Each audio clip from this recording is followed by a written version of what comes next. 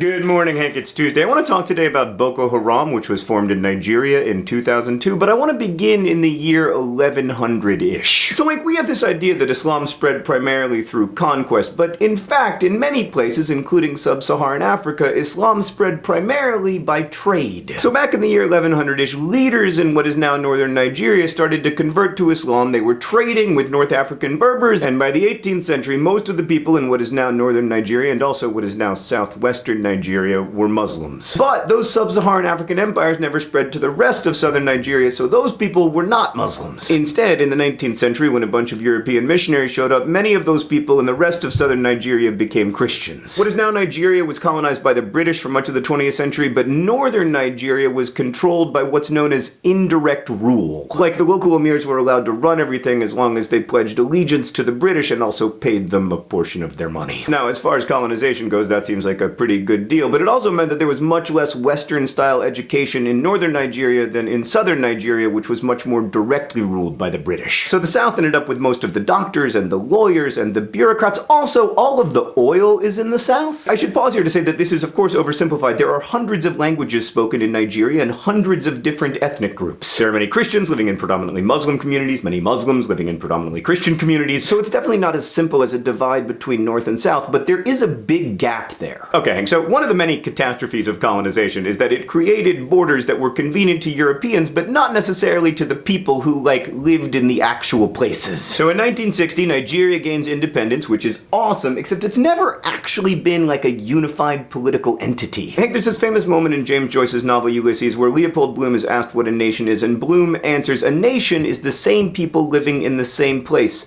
or also living in different places." But 1960 Nigeria was more like different people living in the same place, which led to a bunch of coups, and then eventually to a 1967 civil war. Parts of southern Nigeria seceded and became the Republic of Biafra, and the rest of Nigeria was like, wait, no, we should be one Nigeria. Also, all the oil is in your new country. There was a huge civil war for 2.5 years, more than 1 million people died. And in the end, Nigeria won, and the Republic of Biafra ceased to exist, and the country was reunited. So Nigeria today is a really interesting country. It's split almost evenly between Christians and Muslims. It has one of the fastest growing economies in the world and very little national debt. It's the largest economy in Africa and the 20th largest in the world. Their film industry generates $10 billion in sales a year, but it's also the last nation in Africa that still has polio, which is found only in the north, and life expectancy in Nigeria is 52. That's lower than it is in Somalia, which doesn't even have a government. In much of northern Nigeria, fewer than half of kids even go to elementary school. Female illiteracy is over 50%, and while the country's overall economy grows at over 8% a year, in the north, absolute poverty is actually increasing. Hank, it's easy enough to say that religion is the problem here, right? Except there are a lot of Muslims living in the southwest of Nigeria, where female literacy is over 90% and the economy is growing really well. The problem is partly resource allocation. Nigeria's export economy is just a smidge dependent upon petroleum, which is found almost exclusively in the south. But there's also all these legacies of colonialism and indirect rule, which means less effective federal governance in everything from education to the armed forces. So this was the northern Nigeria that saw Boko Haram emerge in 2002, a region disproportionately impoverished, uneducated, and poorly governed. The words Boko Haram literally mean Western education is forbidden. The group was founded by a guy named Muhammad Yusuf, who himself had a Western-style education and spoke English, although he believed that the earth is flat and that rain is not caused by evaporation, so maybe it wasn't such a great education. In 2002, he began recruiting unemployed young people into his movement, railing against official corruption, which is rampant, and also advocating for the creation of an Islamist state. But Boko Haram didn't actually become a military organization until Yusuf was arrested and then shortly thereafter executed in 2009. Over 1,000 people were killed in the riots that followed Muhammad Yusuf's execution, and after that, Boko Haram became increasingly militant and crazy. This is an organization that claims they want to restore, righteousness and justice to Nigeria, but they fund themselves, primarily through drug trafficking and bank robbery. In 2011, Boko Haram was behind Nigeria's first ever suicide bombing. On Christmas of that year, they killed 41 people via bombings and shootings at churches. In 2012, they killed at least 792 people. And in 2013, they murdered 9 women who were distributing polio vaccines.